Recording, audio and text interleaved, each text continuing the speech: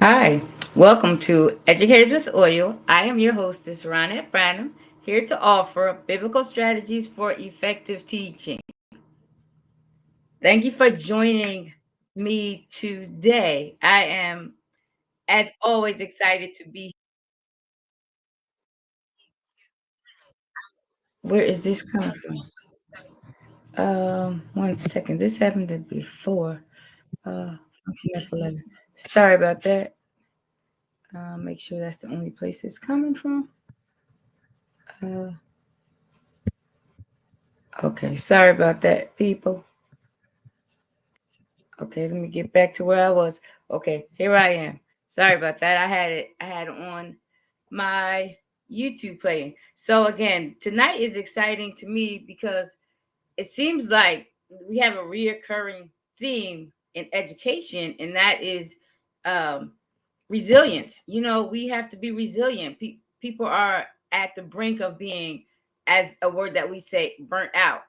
And I think there is a strategy. I shouldn't say I think, I know there are strategies to prevent burnout. We teaching is emotionally and mentally draining. It is, and it can be. This profession in itself. So, like I said, is leading to burnout. So let's just explore what are some strategies we can do so we won't be burnt out. We won't have to worry about burnout, because that's something. As more people I talk to, the more stress I hear the more stress I hear in people's voices, or what they're saying. They're like, I don't know how much longer. I am rethinking. I told somebody myself, I'm rethinking my life choices. How did I get here in this profession? I love teaching. This is grand. It's great. But how did I get in this space right here where I'm stressed out, or I'm worrying? So me, actually, last year was really difficult. This year, not so much, because I found a strategy that did work. So I'm working on it, and I say things, but it's just because they're facts, not because I'm actually feeling that right now. I had to learn, what it is that I need to do in order to not be stressed out from my job, a job that I say I love, a job that I say I love to do, being in the service industry, helping students learn to read, learn to write, speak English, which is what I'm doing right now, teaching students English vocabulary, English grammar.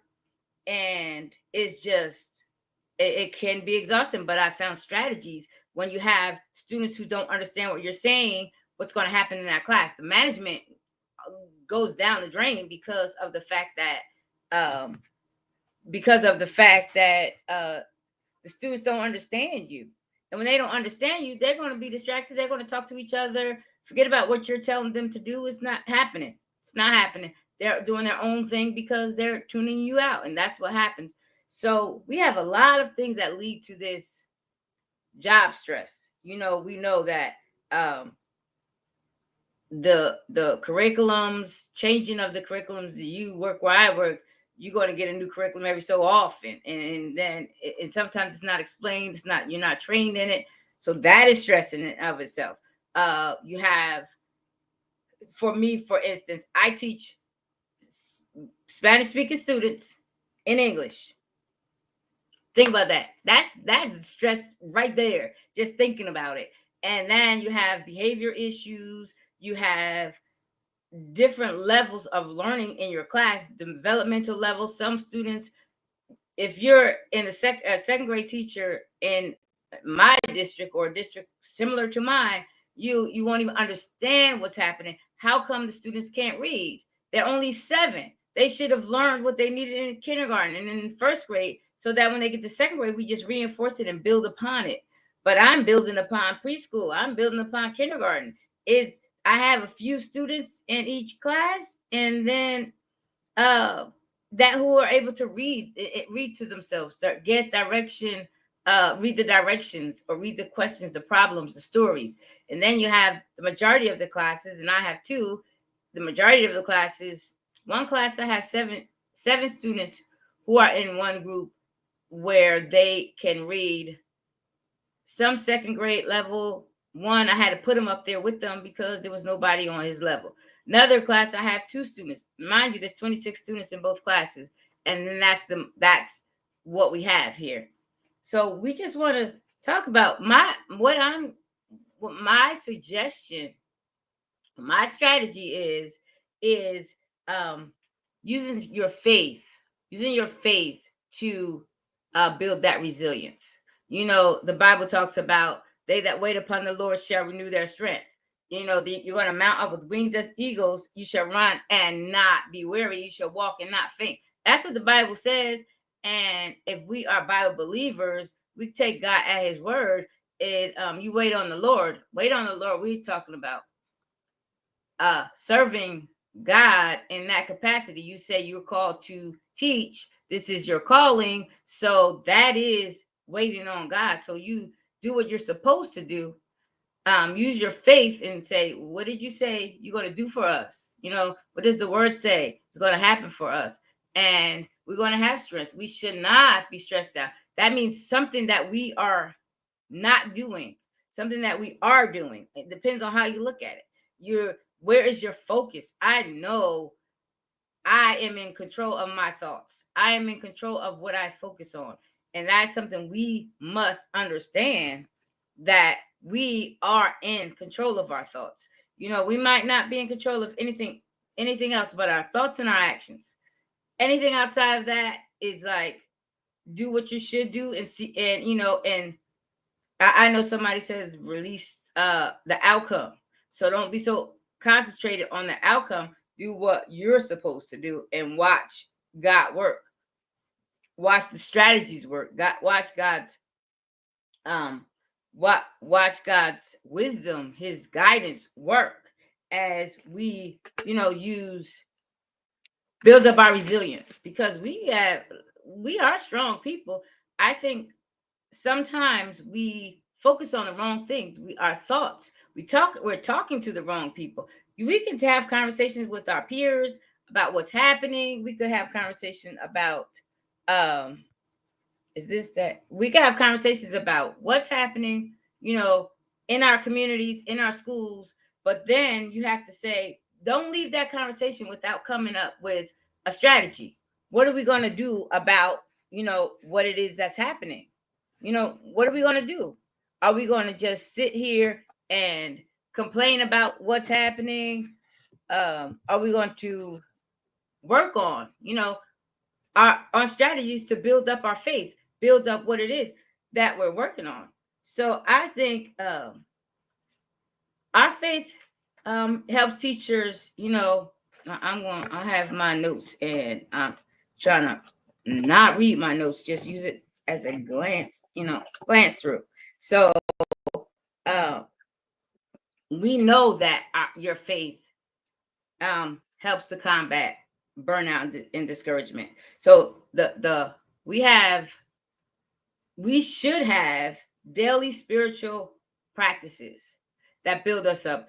I start my day in the morning. Every morning I wake up, I open up one scripture, right? It's a daily scripture that comes to me. Then I read the whole chapter, see what it's about, see what I can think, what I can feel that God is saying to me.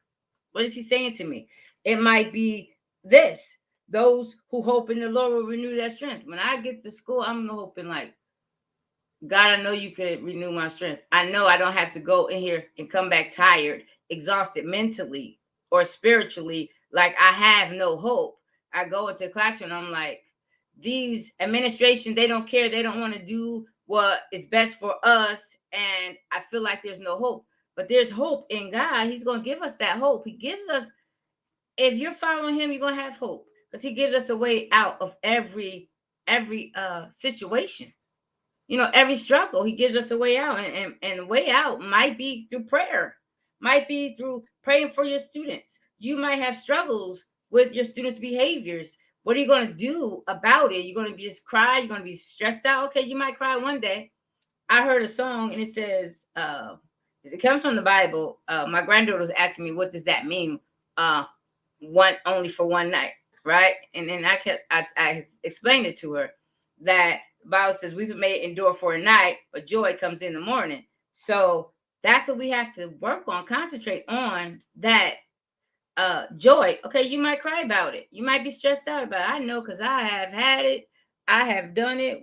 This is what's happening in our classrooms, things that will make you cry. I have had times where I had to take off work, but I'm not doing that anymore. Nobody's going to force me to have to relax. I'm going to relax because I want to relax. I'm going to be stress free because I want to be stress free. I'm not being driven by my circumstances any longer. So that's one thing. Focus. I know the Bible talks to us about what to think on. Think on I won't find it before I even say it without having the wrong thing. Think on these things. I think that's Philippians. Let me make sure. Think on these things. Philippians 4:8 says, whatever things are true, whatever things are honest, whatever things are just, whatever things are pure, are lovely, things of a good report. If there's any virtue, if there's any praise, think on these things. How about you say, this is true that the administration is piling on work on us, right? But is it lovely? Well, I want to dwell on something just because it's true. No. Let's go down the list. Let's check off some boxes for the thoughts that we are having. Is it lovely? Is it of a good report? You telling me they're piling on too much work. Now here comes this and here comes that. My administration, they're not very nice, because can have administrators who have their own agenda and has nothing to do with us. Or they may have something. I say it have nothing to do with us, because if you don't care for me, that's not my business. That's your business. So yeah, we might have that, right? So and we are we going to dwell on that? You might weep for a night, but think about the joy that's going to come in the morning with your strength. The joy of the Lord is our strength. So let's work on that. Let's work on that. So then I say, is it just? Is this just? Is it just what my principal, my administration is doing to me? What our board of I say a board of education, but our superintendents, assistant superintendents, supervisors, the things that they're having us do and asking of us or telling us or directing us to do, is it just? I'm not focusing on it. I might send a message, let them know this is what I think. For instance, last week, I don't know, did I talk about it last week? Probably did. I talked about, I went to the board and I spoke. For some reason, I got a little bit nervous. Don't ask me why. I was thinking I'll see my superintendent sitting up there. That's my boss's boss's boss. That's my boss no matter what, right? You don't really want to get on your boss's bad side, but we had to stand up for what is right. So you stand up for what is right. You stand up for yourself. You speak up for yourself. And then when you go back into your classroom, make sure you come equipped. We talking about educators with oil. Take our oil with us wherever we go. And I'm talking about the Spirit of God, wherever we go. I know there's things right now that I'm working on and I'm getting distracted with, but at the same time, you have to think. I say I'm a child of God, so why am I walking like I'm not? Why am I stressed out like I'm not? There are people who have no hope, who are just hoping that somebody's going to rescue them. But God has put in us the rescue. We're rescuing ourselves. How? By what you're thinking about. What are you thinking about? What are you focusing on? You can have the right to focus on whatever you want. But why focus on the negative? Why focus on a lie? Things that are not true. Why focus on dishonesty? Why focus on things that are unjust? No, let's focus on things that are just. God is just. He is not a person that he's going to lie. He's not a liar. If he tells you he's going to bring you out, he's going to bring you out. Let's think on things that have virtue. I can keep on going. There are things that work for us and things that don't. One thing I do know is our faith in the word is something that works. Prayer works. And it's not just me telling God my problems, because he doesn't need that. He understands. He knows what's happening. The thing is, what are we speaking? Are we speaking life over our situations? What are we speaking? So we ask God for our strength and resilience in the face of these challenges. at the same time, we have to know that he is going to give us that strength, or he has already given us that strength. Let's stand up in it. Because we keep going back to that, asking God to give us something that he already gave us. That's kind of, we just have to know what to think on, what to focus on, what he says in his word. The more I talk, the more I'm like, what are you talking about?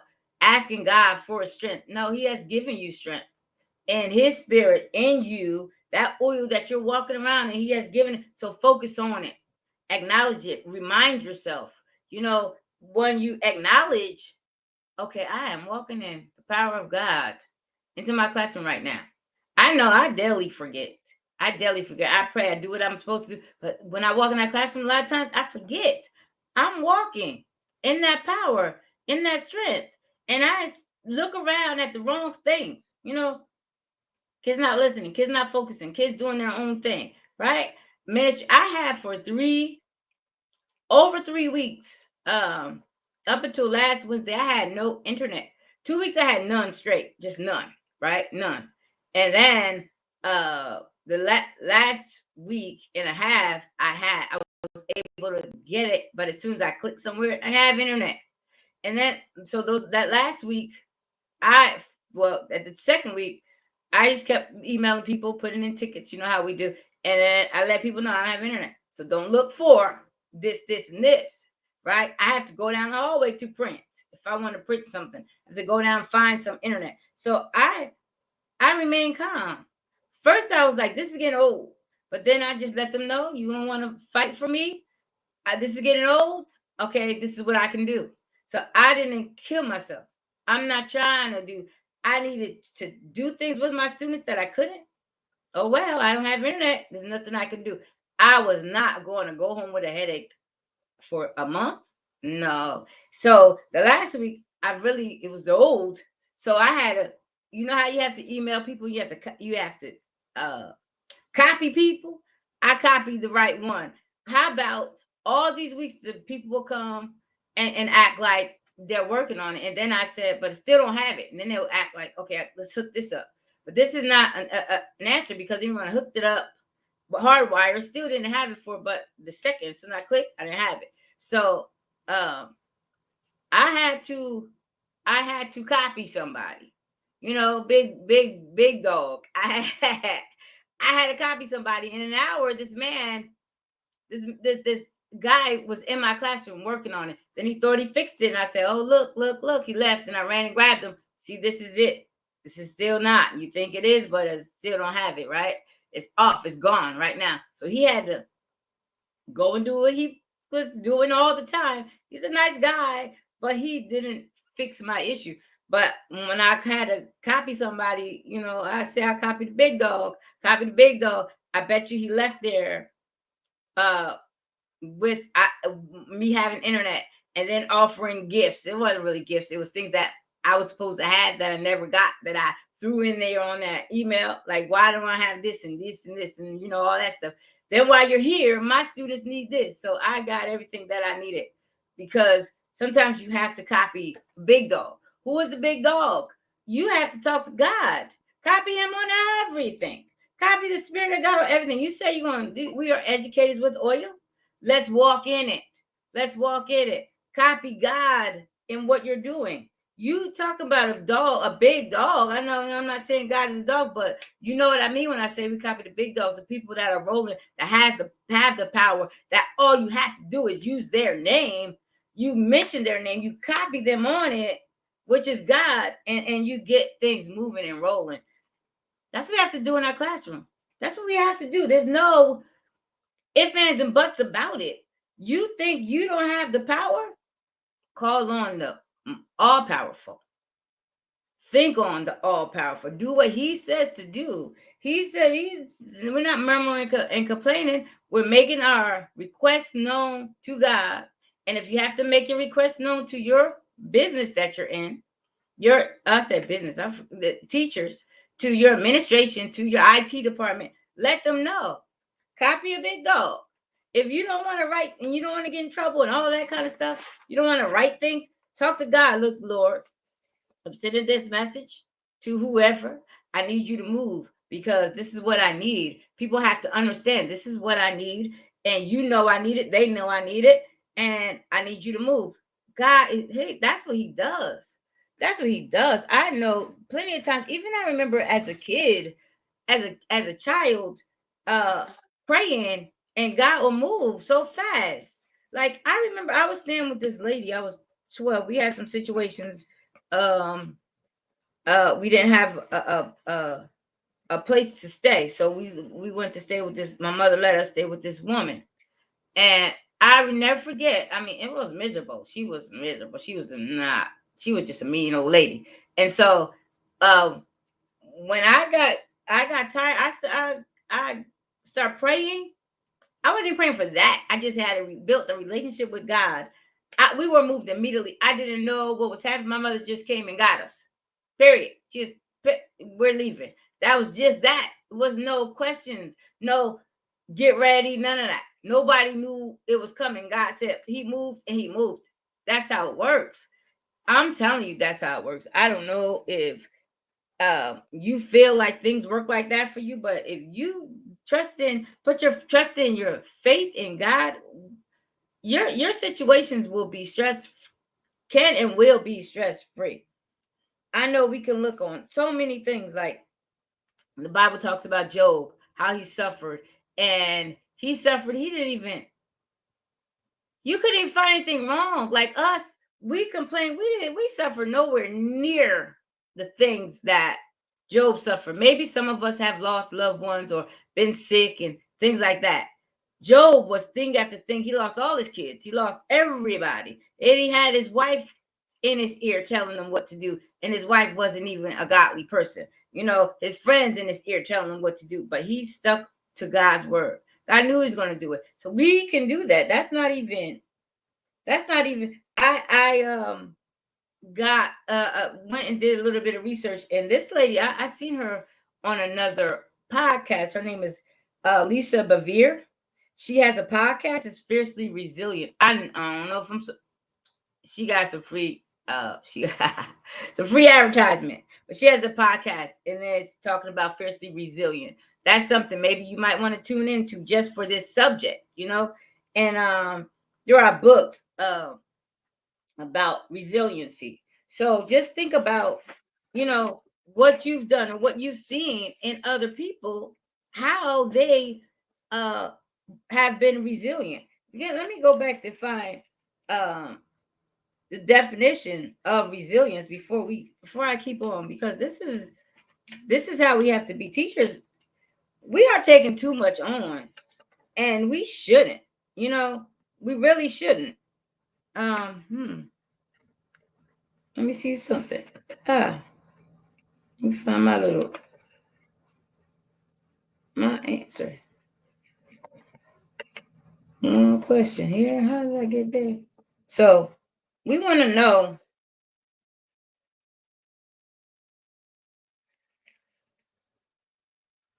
So we want to know what actually is resilience, because we're talking about being stressed out. What is actually resilience? I know we know. Sometimes we don't know. But it's the ability to bounce back from adversity. Can you bounce back? I know teachers are doing it day after day, week after week, month after month, year after year. You look at and you see a teacher, she's been teaching for 20 years, 10 years, 5 years. I'm going to say whatever the amount. I know teachers teaching 30 years. I don't understand that. But people are doing it. I guess when you start out young, then you're 50, you're 30 years, 54, you're 30 years right there. So, is bouncing back, from adversity, challenges, and setbacks. Because we have setbacks. My setback last year, my challenge last year was, in my eyes, it was humongous. I tried to work through it, but there was things that stress. Even I had to go to the doctor, I had to go to the neurologist because I had a headache for a month and a half straight, and it wasn't even a little headache. I don't know if you have a migraine, but it was some like that. And so I went to the doctor and they gave me medication. I couldn't take the medication. I was allergic to it. Then they tried me another allergic reaction to those. So all of them, they only gave me two. allergic reaction to those. I couldn't take it. I was itching crazy. It was just not a cool situation. So, you know, my doctor told me, he said, you are a prime candidate for this. He gave me a video to watch, and I had a focus. It was talking about focusing. Like, you're focusing, you see one fly, right? Not that these were one fly situations, but it just says a big fly. So he said, focus on this. The video showed a man focus looking at, there was a fly that was distracting him, that was irritating him. And then the more he focused on the fly and the problem, the issues, more flies came, more issues came. It was just, it was uncontrollable. And then after a while, he learned that he focused on one fly. Then there was all the flies left because he wasn't distracted,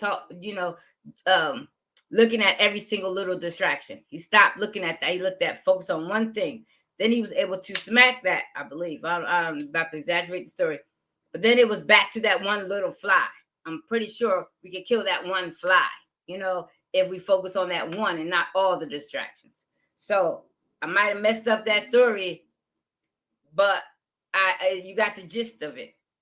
My doctor told me this. My doctor said, you are the prime candidate to pray. I mean, I don't know what doctor tells you that. Like, what doctor tells you that? You don't need this medication because the medication ain't working anyway, right? It might take your headache away, but it causes a whole lot of other problems. You need to pray. That's my doctor told me. Like, you going to focus on, I'm going to show you how to relax. Stop focusing on all these distractions, all this adversity, all these challenges. Stop focusing on that. Focus on prayer. That's funny to me because it's real. Like, he got real with me. He's like, you can do what you want to do, but you need to focus on God because that's the only thing going to help you through this. It's the only thing that's going to help you through this.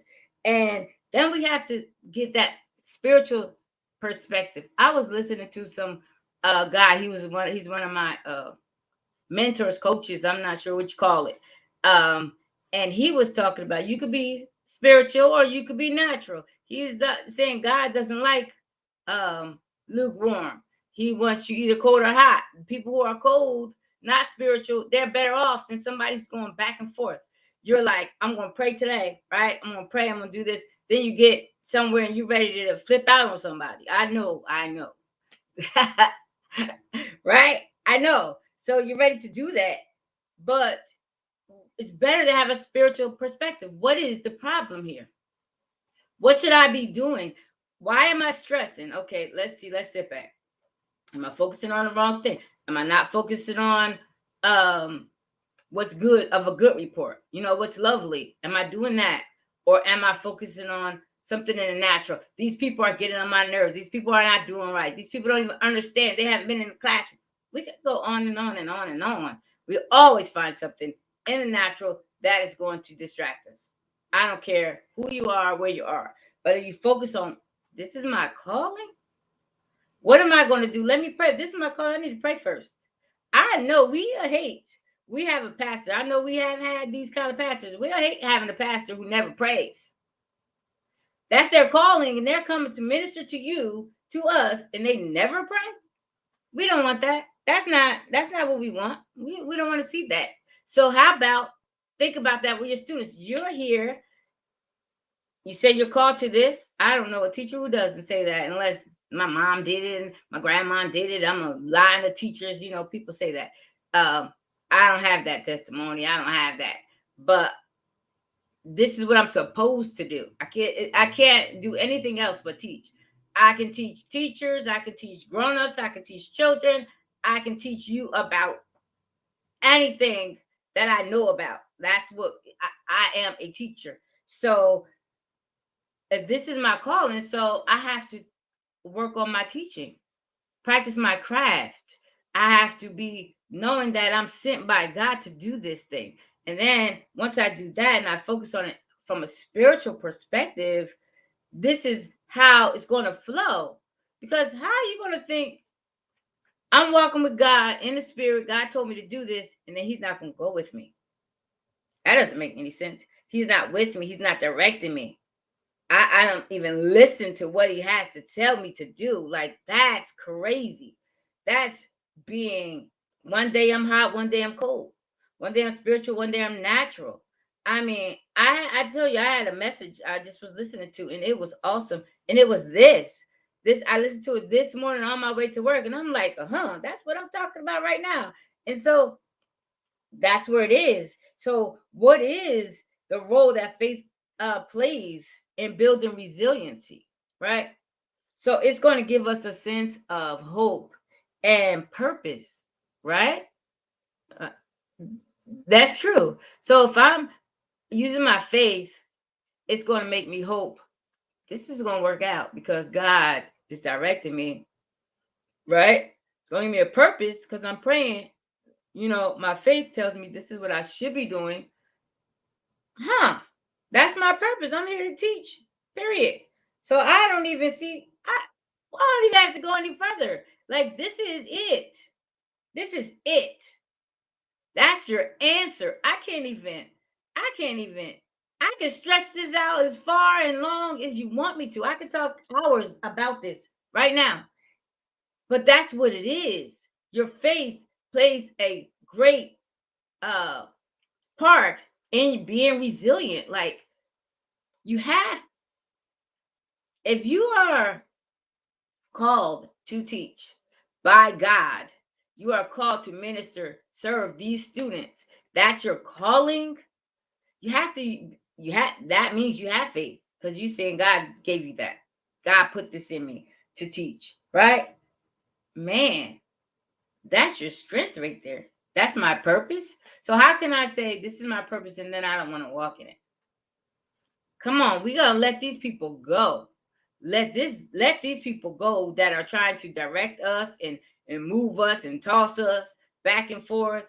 Let these people go and do what God says do. That's it. That's how I made it through last year. When I came back from my couple weeks off, I came back like, okay, you can stress all you want, but I'm not, because this is what I'm called to. Let me teach my students. Then my job changed. Only was for 4 months, but that's fine and dandy. Got somebody else in there. So changed for maybe 5 months. And then got somebody else in there, helped her with her position. Then I got new students and I was able to work on that, even though that came with new challenges. That came with new challenges too. So what difference did it make? It made a lot of difference from less students, but the challenges that I had were just as heavy as the other one. But then I still had to sit, and every day I had to get with myself and say, well, what can I do better? What happened today? What can I do better? So that's one thing that I want to say before I go. I want to say, this is what I don't know if you journal. I don't know if you write, if you have a diary, if you journal, whatever, you do devotionals. This is one thing that I want to offer. Get you a notebook. Get you a notebook. This is something that I'm working on. Get you a notebook, and you are going to have your you're going to reflect on the day, right? Reflect on the day. So reflect on what happened in your classroom. What worked and what didn't work? What can you go in tomorrow and do better? Or what can you continue to do, or what could you not do, right, for tomorrow? And then on the other side of your full life, reflect on your whole life that day. What happened that worked? Because when you're not at work all day, 6.5 hours we're at work. And then what happens when you got home till bedtime, to the time you start journaling? What could you work on? What could be better? You might have relationships with your family that need to be worked on, that need to be better, or with yourself, or with God. What could I do better? Did I even spend time with God today? Did I spend time talking to myself and motivating? This is my time, actually, that time. And so what do I do better? Then at the same time, at the beginning of the week, maybe you set goals for the week, or in the morning, set goals for the day, or at that night. This is when the best time to set your goals, because when you wake up, you don't know what it's going to be like in the morning, right? So you wake up. So at night, while you're journaling, you have those two sides. On the bottom, you make plans for the next day. I know I have to make copies. I know I have to get ready for this test. I know I have to make my subfolder or whatever it is that you have to do. Make sure you have that stuff together. right? Make sure everything you need. I know when I get home, I have to cook, or I have to go somewhere, I have to pick somebody up. Make that plan, set it, and in that, right, put it in writing. So put it in writing is like telling somebody, this is what I have to do tomorrow, and then work on those goals, right? And then have your goals for the week. I know by the end of this week, I want to have this done. I have this class that I need to take 3 days a week. Make sure I get that in there. I need to cook 3 days a week. Make sure I cook. Maybe I have to spend time with somebody in my family at least twice a week. When am I going to put that in there? Put that in there. That, having that, and knowing that you are directed by God, that is something that is going to keep you resilient, keep you bouncing back, because you have a purpose and you have goals, right? Having that, it's just what it is. So let me see one more thing. And that works not just in one situation. It works in every challenge that you have, every situation. It could be family life, work life. It could be, I don't know what kind of business. If you have business, anything, it works. So remember, through prayer, meditation, and reflection, reflecting on the day is like it. Knowing that you control your thoughts is another thing. You control your thoughts and your actions, period. Nobody else controls what you think. Nobody can force you to think or focus on the negative. I don't care who comes to you. You don't have to. You don't even have to get in those conversations, right? You could get in a conversation this week. Okay, next week, we're not talking about that anymore. What did we do last week to fix it? Let's work on a strategy, a solution, right? So we want to look at from the perspective of perseverance and adaptability. What are we going to do? We are going to persevere. Not everything is as hard as we want to make it. Sometimes it's just simple. Sometimes it's pray, talk to God, wait, breathe, relax, take a walk in the fresh air. Sometimes it's that, right? Then sometimes it's being adaptable. What can I do to make this work in my classroom? Okay, I have these students. These students are out of control. They are doing all kind of stuff. They have all kind of activities in their minds that they want to do, whether it's related to school or not. So how can I adapt to this environment where I can make this work, right? What do I need to do? I pulled out my microphone. Okay, everybody get in line. My students have a problem getting in line and being quiet. We have to walk them those. Everybody's listening. Okay, this is what we're going to do. I put on a video showing them how to line up. Okay, does your line look like this? I adapted really quickly because guess what? Some of them don't understand English. I had to give them visuals. I had to adapt.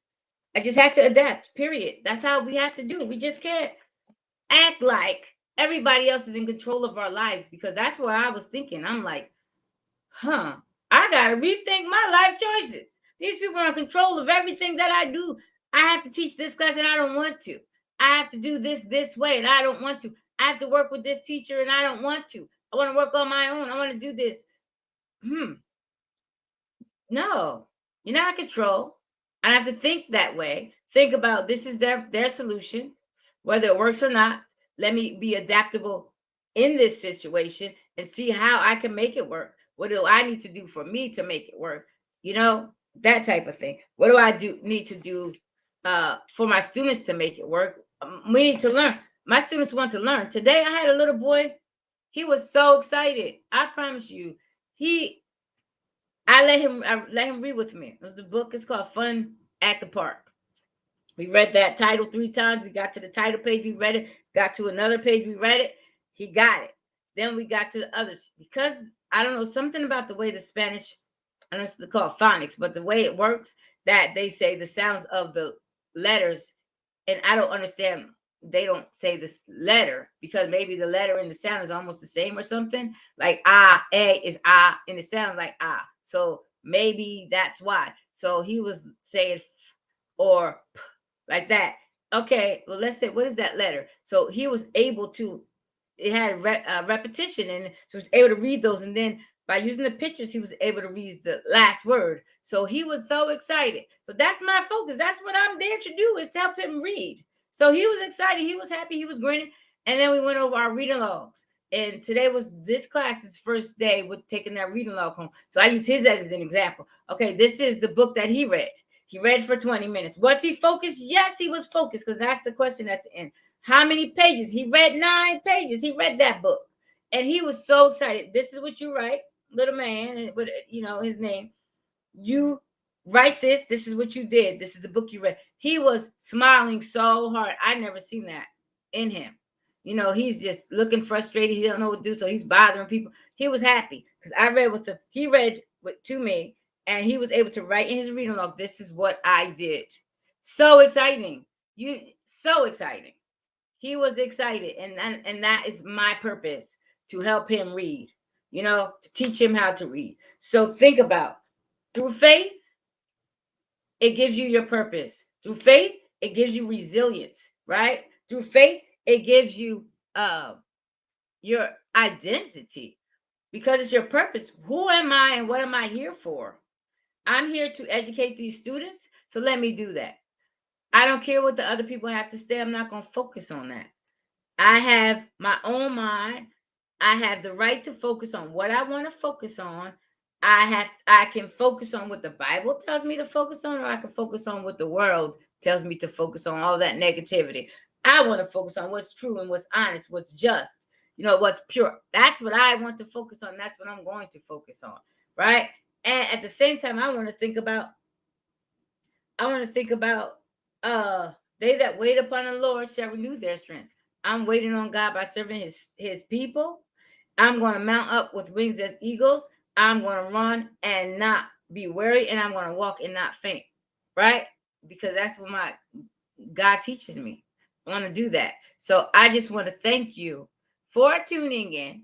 I want to thank you for listening and being here, because this is something. I don't care what career you're in, what path you have, stress is there.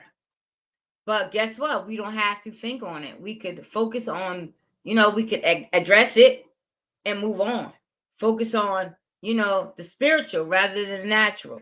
That's just it. So I just want to thank you for tuning in to me. I am Ronette Branham, your host of Educators with Oil podcast. Thank you again for tuning in. Please like, share, and subscribe. When I say share this with teacher friends that you know. I will be here. We're back. This is it. I feel great. I don't feel stressed trying to meet the needs of every teacher. This is for educators with oil. That's what it is, and I feel good today. Today, I feel great because I'm focusing on what I should be focusing on, not trying to be like somebody else. Say, okay, I want to speak to the masses, so I have to take God out of it. No, we're not doing that. I feel good right now because I'm back, right? Educators with Oil podcast, we are back to stay, right? So thank you and have a blessed day.